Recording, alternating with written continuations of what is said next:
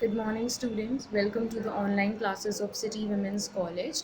So, here in this video, today we will understand about paragraph writing, advertisement, and article writing.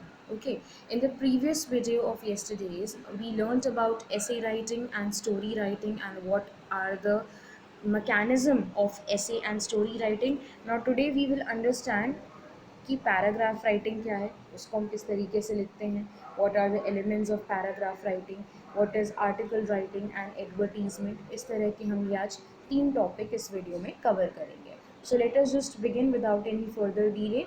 Paragraph writing की अगर हम बात करें, so you must be aware of what paragraph is. आप देखिए, आप जब भी कोई टेक्स्ट बुक वगैरह देखते हो या जो भी आप रिटन मटेरियल देखते हो, इवन आप अपने आंसर्स वगैरह भी देखते हो, तो वो आप छोटे छोटे पैराग्राफ में ही लिखते होगे। नाउ ज़रूरी नहीं है कि वो पैराग्राफ छोटा ही हो, it can B in a longer size also. Now paragraph is basically a group of sentences which is written in a single idea or in a single form, जहाँ पर आप ब्रेक करके नहीं लिखते हो, आप एक साथ कई सारी लाइंस में सेंटेंसेस में लिखते हो। ठीक है, पैराग्राफ जो है वो किसी भी टॉपिक पे लिखा जा सकता है। ना on your screen you must be able to see the meaning of paragraph writing.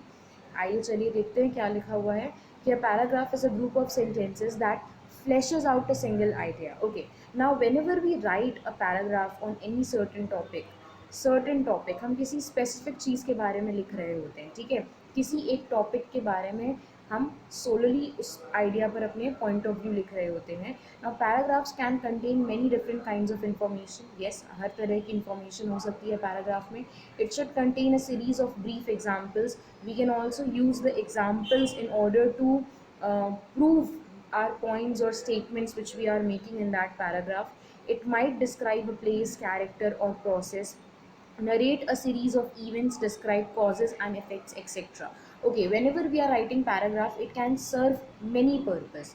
For example, हम किसी place को describe कर रहे हैं तो लिख सकते हैं, we can write a paragraph on any character, किसी इवेंट के बारे में, इंसिडेंट के बारे में। ठीक है, फॉर एग्जाम्पल आप देखिए, you must be given these sorts of homework when you were in school कि write a paragraph on my cow, my mother, my best friend। इस तरह के पैराग्राफ लिखने को मिलते थे छोटे छोटे टॉपिक्स पर। ठीक है, तो पैराग्राफ जो है हम किसी भी टॉपिक पे लिख सकते हैं, और हम जिस भी टॉपिक के बारे में लिखते हैं, we make sure that every information in our paragraph is related to that specific topic. ठीक है, अब हम बात करते हैं कि आखिर क्या एलिमेंट्स होने चाहिए पैराग्राफ में। ठीक है, क्या कंपोनेंट्स हैं पैराग्राफ के जो होने ही होने चाहिए। Okay, let us see, there are 4 elements of paragraph, जिसमें पहला एलिमेंट हमारे पास है unity. Now let us see what unity is. Okay, unity की अगर हम बात करें तो unity in a paragraph begins with the topic sentence. A paragraph is unified around the main idea with the supporting sentences providing detail and discussion. Okay, unity जिसको हम हिंदी में अगर एकता कहें तो एकता का मतलब है, यूनिटी का मतलब यहाँ पर ये है कि जो भी टॉपिक आप जिस भी टॉपिक पर अपना पैराग्राफ लिख रहे हो, every single sentence should be in such a order जो उस टॉपिक या उस जो भी आपका टाइटल है उसी को उसी की तरफ इशारा करे और उसी से रिलेटेड हो। It should be connected to your main topic, right. अब जैसे यहाँ पे क्या है कि पैराग्राफ हमेशा जो है वो एक टाइटल से, एक टॉपिक से स्टार्ट होता है। ठीक है, और जितने भी सेंटेंसेस आप आगे लिखते जाओगे वो आपके मेन टॉपिक को ही सपोर्ट करेंगे। ठीक है, तो जो भी डिटेल आप अपने पैराग्राफ में दे रहे हो, it should be united with the main idea और main concept of your paragraph. It should be connected with your main topic. ठीक है, फिर है ऑर्डर। ऑर्डर का मतलब हो गया एक सीक्वेंशियल पैटर्न होना चाहिए। Whatever information you are giving on that specific topic, it should be in a proper order. आगे पीछे नहीं करना है, जो भी इंफॉर्मेशन हम पैराग्राफ में दे रहे हैं वो एक प्रॉपर सीक्वेंशियल ऑर्डर में दी जानी चाहिए। अब यहाँ क्या लिखा है देखते हैं। Order refers to the way you organize your supporting sentences. Yes, it is about supporting sentences, मतलब वो sentences हो गए जो आप अपने उस topics के related उस topic से related जो आप sentences लिख रहे हो, जो आपके उस topic को support करेंगे, जो उसके related information देंगे। ठीक है, तो वो जो sentences हैं, they act as an idea और information for that specific topic। उन्हें एक proper way में organize करके, proper sequential order में organize करके लिखा जाना चाहिए। Now, whether you choose chronological order, order of importance, etc.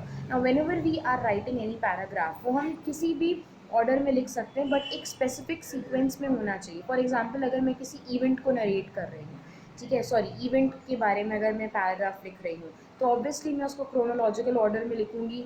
मतलब वहाँ पे डेट वाइज मैं चीज़ों को मेंशन करूँगी, कब किस दिन पे क्या चीज़ हुई, क्या घटना घटी. या for example if I am writing anything, किसी टॉपिक के बारे में अगर मैं इंफॉर्मेशन दे रही हूँ, तो उसके इंपॉर्टेंट से रिलेटेड पॉइंट्स को भी मैं अच्छे से एक सीक्वेंशियल ऑर्डर में लिखते हुए चल सकती हूँ. तो ऑर्डर का मतलब बेसिकली है कि एक प्रॉपर सीरीज़ में जब आप इंफॉर्मेशन प्रेजेंट करते हो regarding any topic in the form of a paragraph, that refers to the order. Now order में लिखने से क्या होता है कि आपका ये जो पूरा पैराग्राफ है ना, केवल सिस्टमैटिक हो जाता है, बल्कि it reduces any sort of confusion. You can see in the last line लिखा भी हुआ है कि it helps the reader grasp the meaning and avoid confusion. यानी जो भी मीनिंग है आपके पैराग्राफ की वो बहुत आसानी से, बहुत ही एफिशिएंटली, स्मूथली समझ में भी आ जाती है और कोई कन्फ्यूजन भी नहीं होता है. ठीक है. Now let us see what's next is there. Okay, next we have coherence. Okay, let's see what coherence is. It is the quality that makes your writing understandable. Sentences within a paragraph need to connect to each other and work together as a whole. Yes, जो भी आप sentences लिख रहे हो to support your topic or your title, what we need to understand is कि वो जो आपकी writing style है, it should be understandable in nature, वो समझ में आनी चाहिए. It should be logical in nature. ठीक है. And whatever you are writing it should be connected as a whole. हर एक सेंटेंस एक दूसरे से कनेक्टेड होना चाहिए ताकि ये क्लियर रह सके कि आप जिस भी टॉपिक के बारे में लिख रहे हो वो उसी से रिलेट कर सके सारे sentences. Because when you will put all those sentences together in a logical, in a sequential form, in an understandable manner, वो सारे सेंटेंसेस आपके मेन टॉपिक की तरफ ही इशारा करने चाहिए और वो सारे सेंटेंसेस मेन टॉपिक के बारे में ही इंफॉर्मेशन देने चाहिए. That is what coherence quality is all about.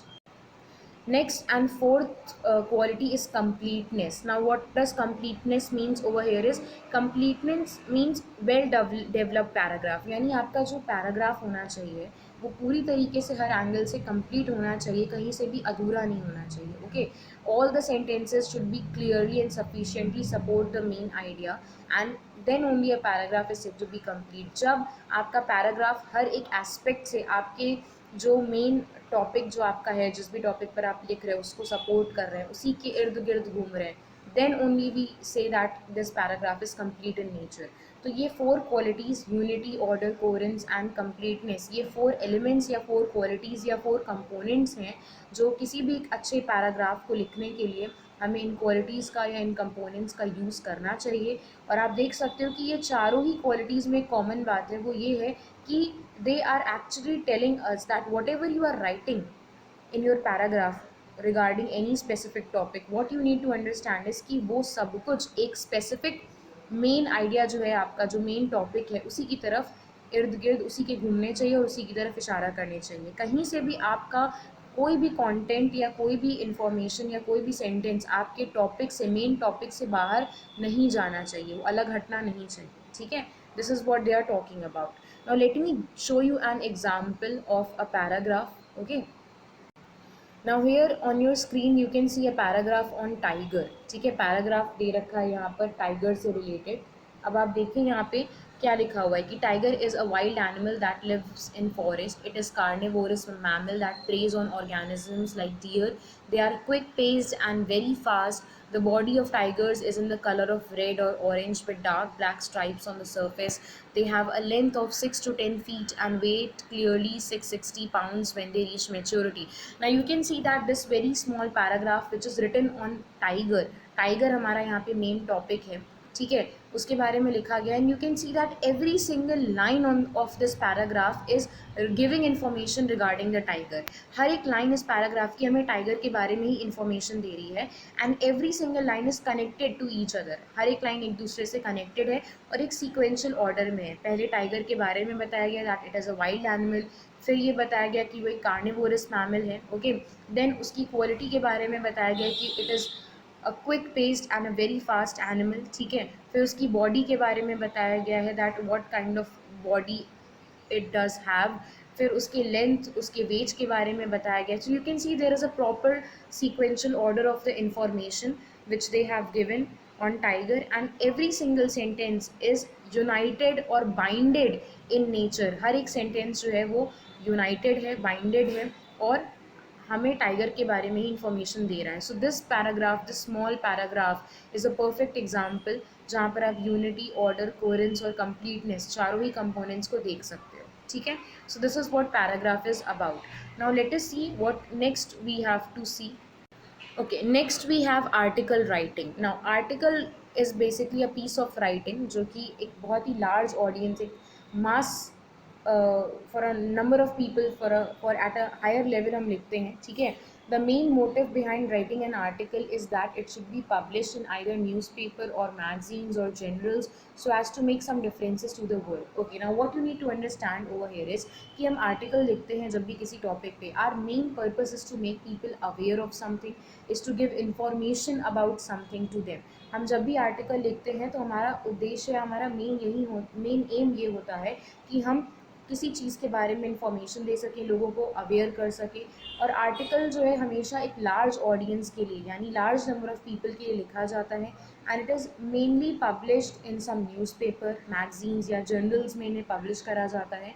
Now the purpose of writing article is also to make some sort of difference, किसी तरह का एक फ़र्क, एक पॉजिटिव चेंज हम दुनिया में ला सकें, वो भी एक आर्टिकल का पर्पस होता है. ठीक है. Now articles also can be written on any topic, किसी भी टॉपिक पर आप आर्टिकल्स लिख सकते हो. Now here are certain objectives. Article के ऑब्जेक्टिव्स कुछ यहाँ पे दे रखे हैं, आइए उसको हम देखते हैं. ठीक है. Now, there are certain objectives. The first objective is to bring out the topics on the matter of interest in the limelight. Yes, यानी जो भी टॉपिक इम्पॉर्टेंट हैं या जो टॉपिक्स बहुत ही करंट इम्पॉर्टेंस के हैं, जिन पे तुरंत ध्यान दिया जाना चाहिए. ठीक है. उनको जो है उन टॉपिक्स के बारे में इंफॉर्मेशन देना, प्लस उसे लाइमलाइट में लाने का मतलब कि उसे सेंटर ऑफ अट्रैक्शन या अटेंशन में लेकर के आना, लोगों की नज़रों में लेकर के आना, ताकि लोग उस टॉपिक पे ध्यान दें. ठीक है. पहला मेन ऑब्जेक्टिव ये होता है. Then to provide information, obviously information serve करना उस टॉपिक के regarding. To offer suggestions and urges to think, यानी जो भी प्रॉब्लम है या जिस भी चीज़ के बारे में हम लिख रहे हैं उस आइडिया के बिहाइंड अगर कोई सजेशंस हम दे सकें, या लोगों को इनवाइट करना to give their opinions on that specific topic by understanding the nature of that article. फिर to discuss various stories, persons, locations, rising issues etcetera. हम आर्टिकल जब लिखते हैं तो हम अलग अलग स्टोरीज़ पे, अलग अलग पर्सन, लोकेशन या किसी भी इशू पे लिखते हैं, तो उसके बारे में डिस्कस करना भी एक ऑब्जेक्टिव है आर्टिकल राइटिंग का. Now how do we write an article, हम एक आर्टिकल लिखते कैसे हैं. Now what we have to see over here is, आपकी स्क्रीन पे फॉर्मेट आप देख सकते हो. हेडिंग और title. Every article starts with writing the heading. हमेशा हम हेडिंग से शुरुआत करते हैं, टाइटल से शुरुआत करते हैं. आप जिस भी टॉपिक पर अपना आर्टिकल लिख रहे हो उसकी कोई ना कोई हेडिंग होगी, कोई ना कोई टाइटल होगा जो आपको लिखना होगा.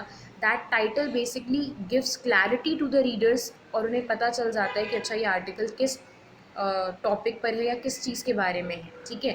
Then a line having the writer's name. फिर आर्टिकल जब टाइटल आप लिख लेते हो उसके बाद हम जिसने भी वो आर्टिकल लिखा है उस राइटर का हम नाम लिखते हैं. ठीक है.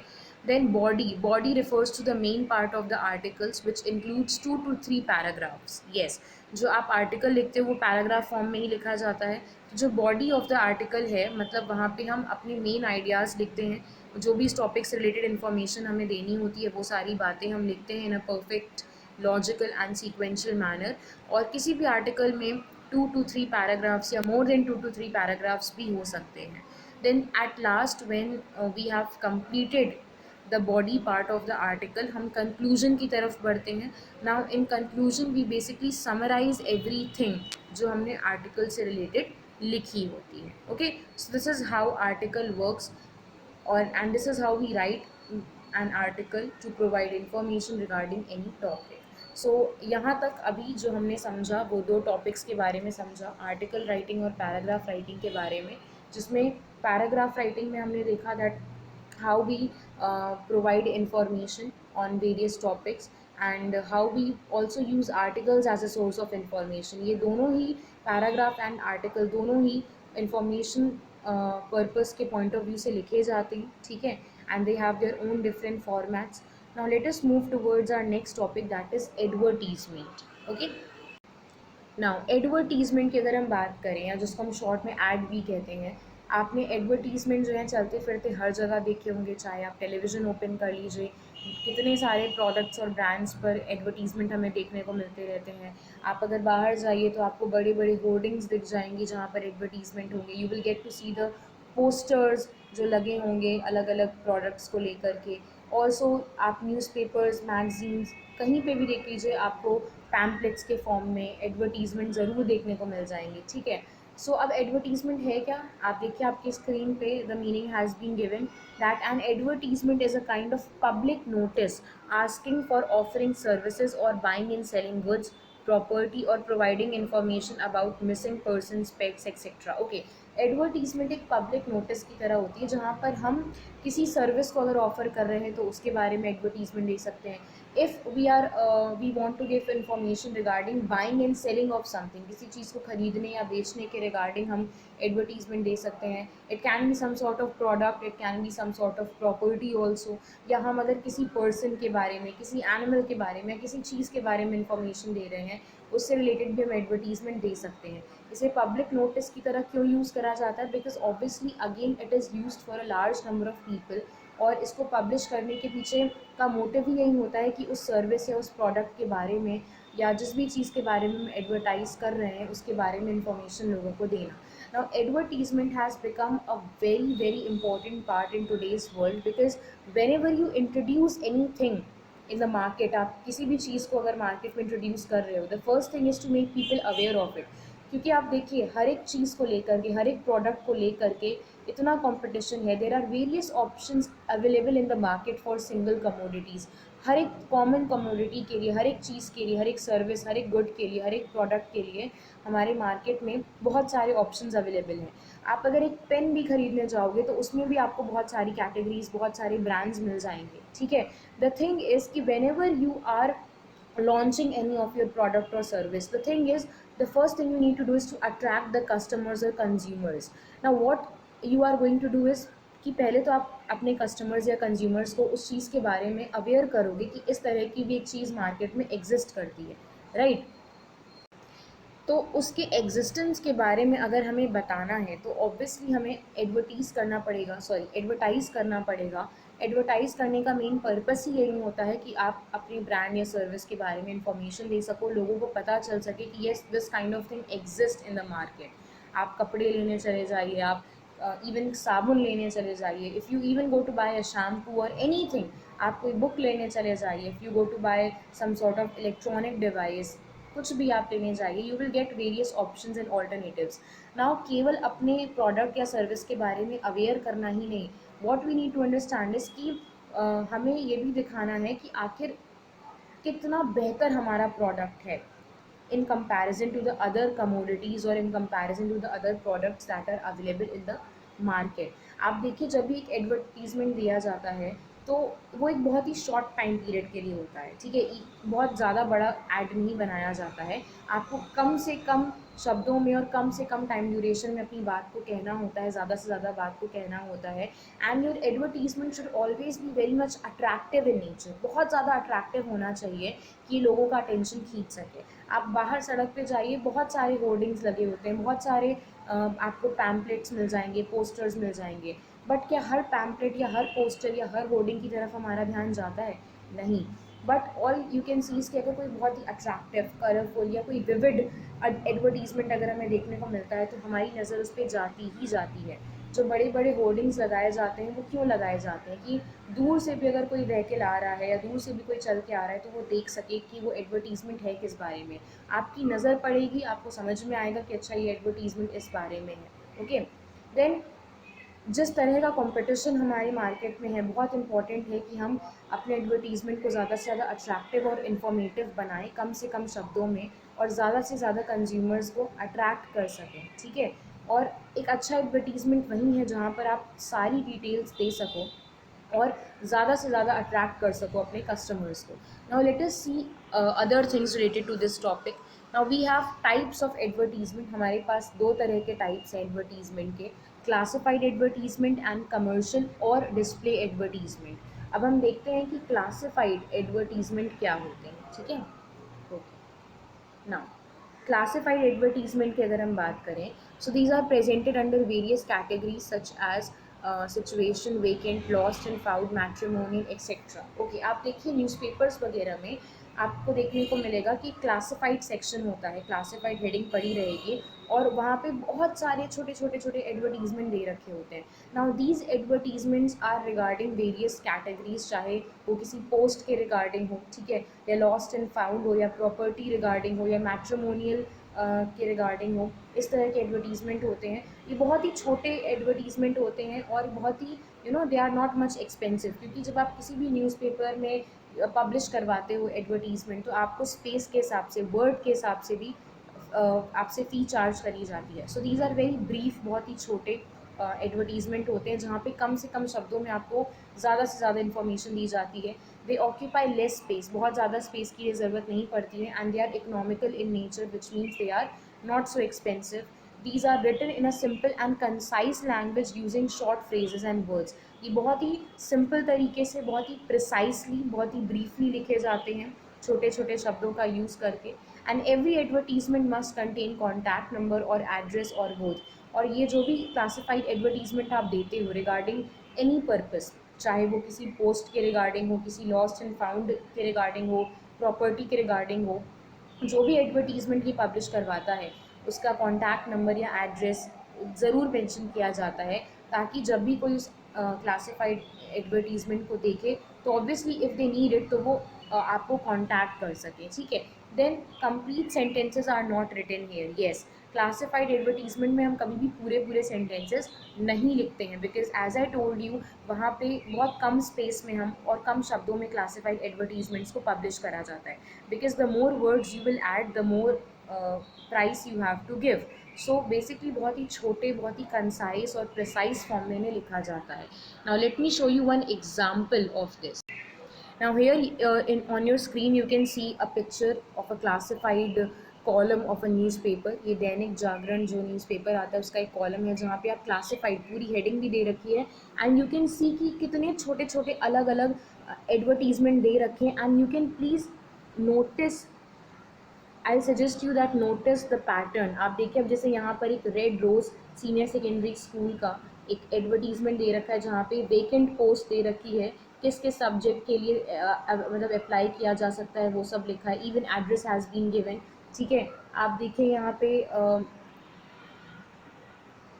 एक क्लिनिक या कंपाउंडर के लिए दे रखा है, ठीक है, part time full time job के लिए दे रखा है, हॉस्पिटल के लिए भी दे रखा हुआ है, ठीक है, एड्रेस वगैरह दे रखा है ना। यू कैन सी कि किस तरीके से यहाँ पे अलग अलग अलग अलग जगहों के लिए, अलग अलग चीज़ों के लिए इंफॉर्मेशन दे रखी है। एंड यू कैन सी बहुत ही प्रिसाइसली, बहुत ही कम शब्दों में और सिर्फ मेन मेन इन्फॉर्मेशन दी गई है, और कहीं किसी बात को नहीं खींचा गया है, किस चीज़ की ज़रूरत है और क्या सैलरी दे विल प्रोवाइड, या फिर what kind of information that is required, वो सब यहाँ पे दे रखा है।